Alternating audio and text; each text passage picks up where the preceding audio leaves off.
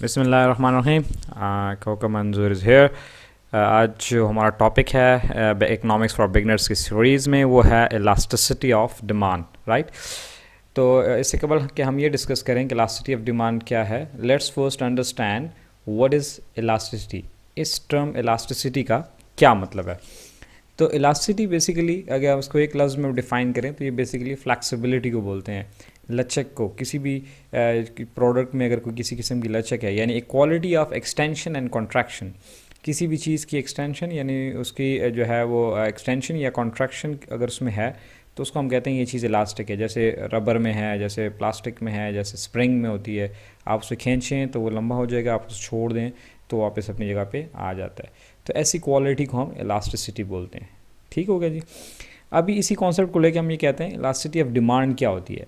अब देखिए जी, law of demand हमने पढ़ा था, उसमें हमने ये समझने की कोशिश की थी कि जब कभी प्राइस बढ़ती है तो उसके बदले में डिमांड जो है वो कम हो जाती है, और जब प्राइस कम हो जाती है तो डिमांड बढ़ जाती है, other things remaining the same.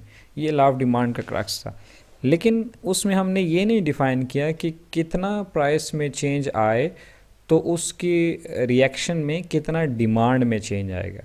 ये कॉन्सेप्ट हमें सिखाएगा इलास्टिसिटी ऑफ डिमांड से हमें पता लगेगा। ठीक है, यानी डिमांड का जो रिएक्शन है प्राइस में चेंज आने की वजह से वो क्या है और कितना है। So how we define it, we you can see on the screen that elasticity of demand is the degree of reaction of the quantity of demanded to the change in price. जब price किसी भी product की बढ़ती है, let suppose 1% price बढ़ गई तो demand में भी आया 1% का रिएक्शन आया, यानी 1% से कम हो गई, या 1% से ज़्यादा कम हुई, या 1% से कम जो है वो कम हुई है। सो हर प्रोडक्ट का रिएक्शन एक जैसा नहीं आता। मिसाल के तौर पे आप देखें, अगर आप नमक की कीमत बढ़ती चली जाए, डबल हो जाए, तो हम क्या करेंगे, नमक खाने में कम इस्तेमाल करना शुरू कर देंगे। अगर नमक की कीमत 50% इंक्रीज़ हो जाए तो नमक तो हम उतना ही इस्तेमाल करेंगे, ठीक है। या नमक की कीमत 50% कम हो जाए, 10 रुपये का पैकेट 5 रुपये में मिलने लग जाए, तो क्या करेंगे, हम पहले एक पैकेट नमक महीने में इस्तेमाल करते थे, अभी 2 पैकेट इस्तेमाल करेंगे। ऐसा तो नहीं होगा ना, जितना नमक खाने में ज़रूरत है उतना ही डाला जाएगा। तो आप देखें, इसमें कोई रिएक्शन नहीं है डिमांड का। लेकिन बाज़ चीज़ों में बहुत ज़्यादा रिएक्शन होता है, जैसे मोबाइल की कीमतें हैं, लैपटॉप्स की कीमतें हैं। देखें, जैसे जैसे प्राइस कम हो रही है उसके प्राइस थोड़ी सी कम होती है, 5-10% कम होती है, और डिमांड जो है वो 15-20%, 40-50%, 100% तक बढ़ जाती है। ठीक है। So how we define it? We say, in other words, it is the percentage change in the quantity demanded by the percentage change in price. हम ये देखेंगे कि प्राइस में कितना फीसदी चेंज आया है, कितना परसेंटेज चेंज आया है, और कितना परसेंटेज चेंज डिमांड में आया। इसके कंपैरिजन को इलास्टिसिटी ऑफ डिमांड बोलते हैं। ये सिंपल फार्मूला है, ये आप स्क्रीन पे देख लें। आप दोनों तरफ से लिख सकते हैं, मैथमेटिकली भी लिख सकते हैं। सो ये आगे जी, percentage change in quantity demanded divided percentage change in price. तो हम दोनों की परसेंटेज निकाल लेते हैं और उनको हम कैलकुलेट कर लेते हैं।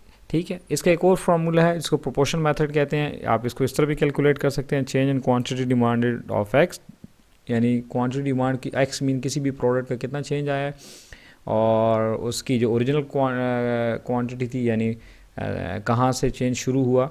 इसी तरह change of price of x और प्राइस ओरिजिनल प्राइस। या आप इसको इस तरह भी लिख सकते हैं, अगर आप मल्टीप्लाई कर लें, रिवर्स कर देंगे उस टर्म को, तो आप ऐसे भी दोनों तरह से लिखेंगे, एक ही जवाब आएगा।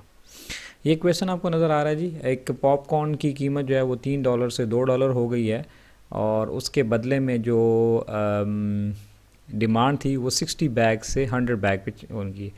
तो आप इसका आसान तरीका ऐसे है कि आप सबसे पहले एक टेबल बना लें छोटा सा, ठीक है, जिसपे आप लिख देंगे कि प्राइस 3 थी तो डिमांड 60 थी, प्राइस 2 हो गई तो डिमांड 100 हो गई। ठीक है। तो जब प्राइस कम हुई तो डिमांड बढ़ गई।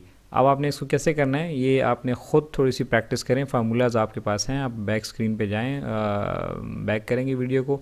अगर आपने नहीं लिखे तो अपने पास नोट कर लें और उन फार्मूलाज में वैल्यू को पुट करें, आपके पास जवाब आ जाएगा। परसेंटेज मेथड में आप कैसे कैलकुलेट करेंगे, हमने कहा था जी percentage change in quantity demand. तो देखें क्वांटिटी डिमांड में कितना चेंज आया है, 60 से 100 हो गई है ना, तो 40 का चेंज आ गया।